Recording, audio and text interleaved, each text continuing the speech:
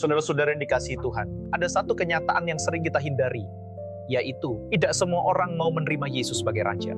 Banyak yang mau Yesus sebagai penolong, mau Yesus sebagai pemberi berkat, tapi tidak mau Yesus sebagai Raja atas hidupnya. Padahal, menerima Yesus bukan pilihan setengah-setengah.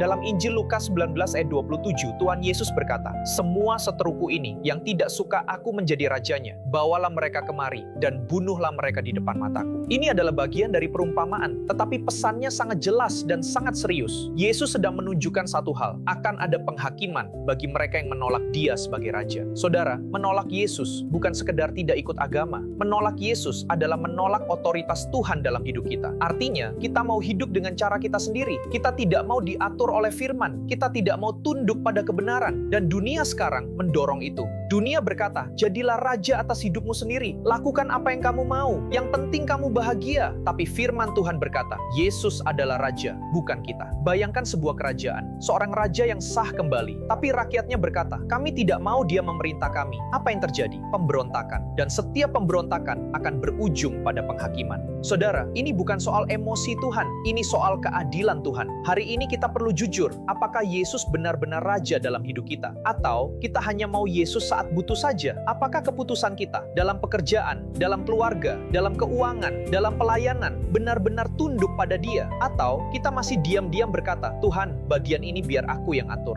Saudara, Yesus tidak mencari penggemar. Dia mencari orang yang tunduk sebagai raja. Penghakiman itu nyata, bukan untuk menakut-nakuti, tetapi untuk menyadarkan selama masih ada waktu, terimalah Yesus sebagai raja sepenuhnya.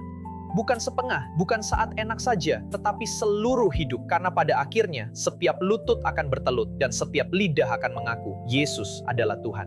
Tuhan Yesus, kami datang dengan hati yang terbuka. Ampuni kami, kalau selama ini kami masih hidup dengan cara kami sendiri dan belum sungguh-sungguh menjadikan Engkau Raja. Hari ini Tuhan, kami mau tunduk kepadamu. Pimpin setiap langkah kami. Ajarkan kami hidup dalam kebenaran-Mu dan mampukan kami setia sampai akhir. Terima kasih Tuhan, Engkau bukan hanya juru selamat, tetapi Raja atas hidup kami. Amin.